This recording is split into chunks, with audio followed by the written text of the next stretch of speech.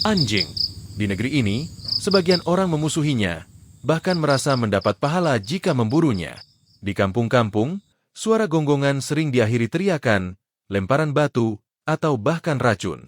Semuanya berangkat dari satu alasan yang dianggap suci. Anjing itu najis dan haram. Di sebuah mimbar megah, seorang ustadz menyampaikan bahwa anjing adalah hewan yang diharamkan dalam Islam. Kalimat itu kemudian menyebar luas, dijadikan dasar keyakinan, tanpa banyak yang sempat bertanya, benarkah Islam melarang manusia menyayangi anjing? Namun di sisi lain, ada kisah yang jauh berbeda. Seorang perempuan berhijab dari Bogor, Hesti Sutrisno, justru memilih jalan yang berlawanan. Ia merawat anjing-anjing terlantar, memberi makan, mengobati, bahkan memeluk mereka dengan penuh kasih. Assalamualaikum. Bunda mau bersihin kandang. Kalian di kandang dulu ya. Bagaimana? Mari, masuk.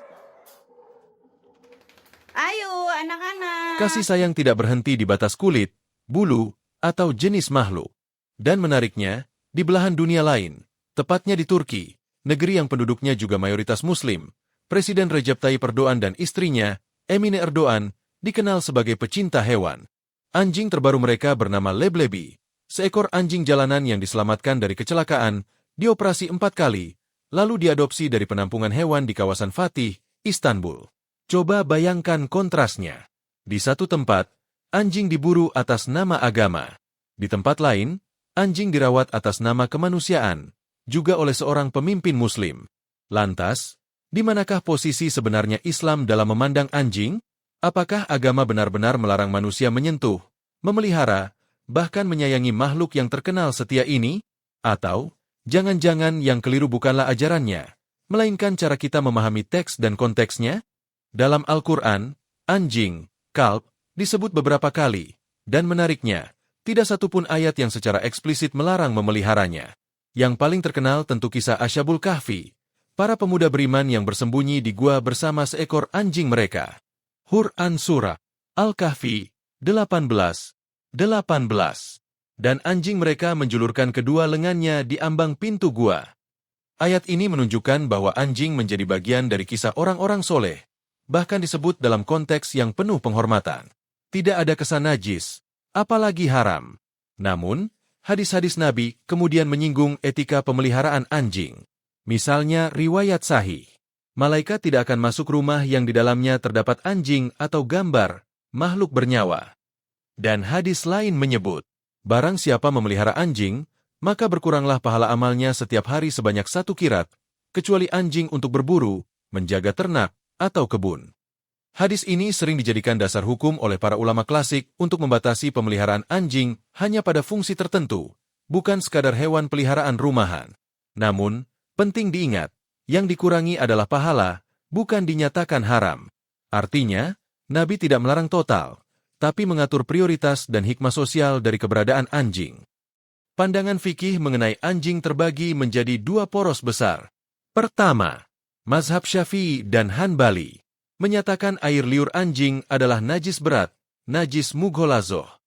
Bila terkena wadah atau pakaian, wajib dicuci 7 kali, salah satunya dengan tanah, berdasar hadis riwayat Muslim.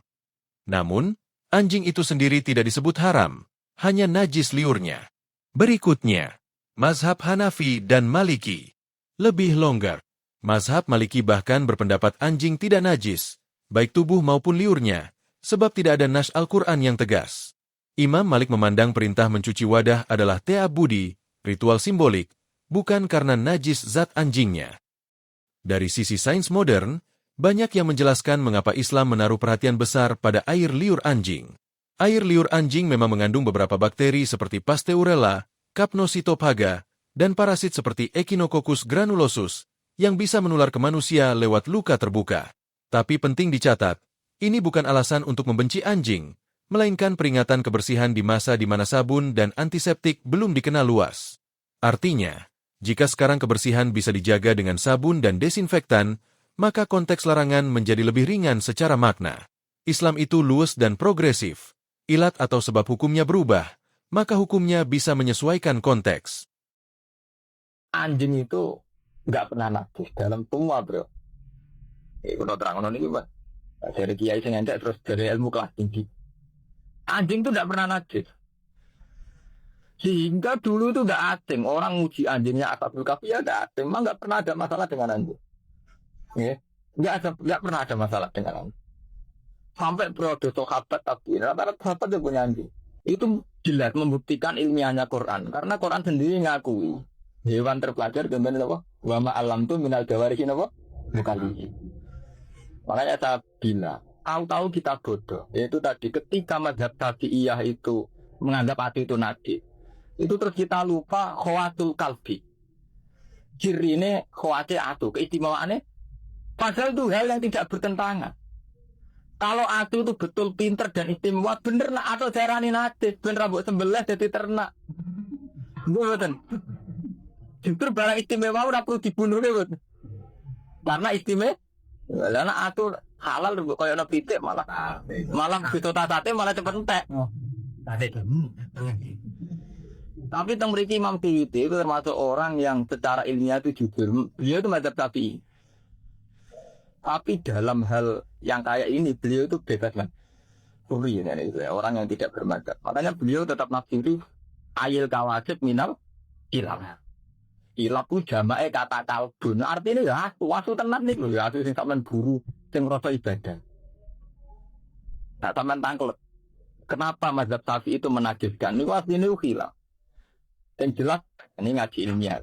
Ora urutan cocok ora cocok. Menurut zaman cocok ya para ilmiah.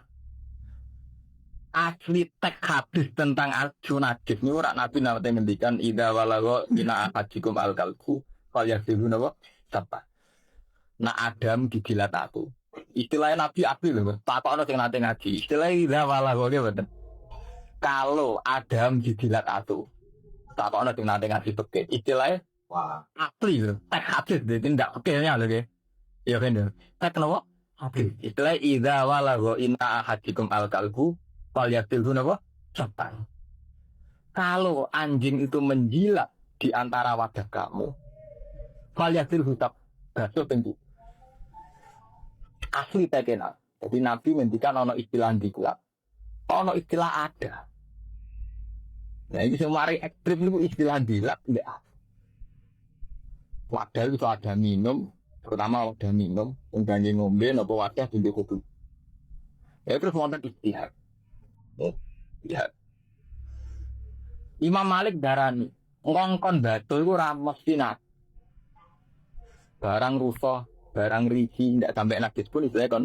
Nah, sampai di kelambi ra najis, tapi wis rusuh dia kan nopo. Wis ngono ditambah. Ada itu memang sesuatu yang beda. Mestinya tapi ora perlu mbok umbah, tapi nek jenenge nopo jenenge gelas tetep kudu diumbah. Iya betul. Cek mobil ora perlu diumbah, terus salah. Tapi nek jenenge wadah nggo minum tetep nopo diumbah. Karena kaitannya kesehatan dan macam-macam. Makanya Imam Malik ngotot atu itu tidak nanti bisa mudah. Soal dibasuh 7 kali itu tak aktif. Soalnya Nabi kalau ngomong basuh 7, tapi tidak ada konsekuensi bahwa itu menjadi vonis najis. Karena secara logika ijtihad, istilah Nabi itu wadah abadilah. Apalagi kalau sampai sekarang menguasai ilmu medis, efek yang ditimbulkan sekedar memegang dengan efek karena dilap itu bedanya aku. Apa nak gelem ditembak wong wedok. Wong rayu lah demek sampean agak keberatan, nak dijilati ya keberatan. Lha dilat itu benten. Kowe gelem demek Mustafa, nak dijilati itu lagi. Lha mau terus urutane dilat. Dilat ya dilat. Lha mau ini cerita ilmiah. Akhirnya Imam Malik memutuskan enggak ada kaitannya dengan najis. Imam Syafi'i boten. Ayo dilat tak kok demek najis. Nah iku termasuk ekstrem. Akhirnya demak ya nawajid, ngelut-ngelut ya napa? Ya. Tapi secara tekstual hadis itu istilah Nabi sama delok teng hadis idza walagha ina ahadikum al-qalbu fal yaqilu napa? Apa? Wa talusul cerita ini. Wes ngono terus mazhab Syafi'i itu diperparah lagi oleh kenyataan. Nabi nate dawuh La tadkhulul malaikatu baitan fihi kalbun al-surat. Omah iku ora ngalah barokah, ora ngalah kelebon malaikat. Sing ning omah iku ana atu utawa gam. Ya. Wah, wong omah ana atune gak barokah. Macam-macam. Tapi ulama yo ngomong grogi nabi malaikat ora mlebu mas ngono asune. Ulama nabi maksudnya malaikat lah malaikat azab kontar.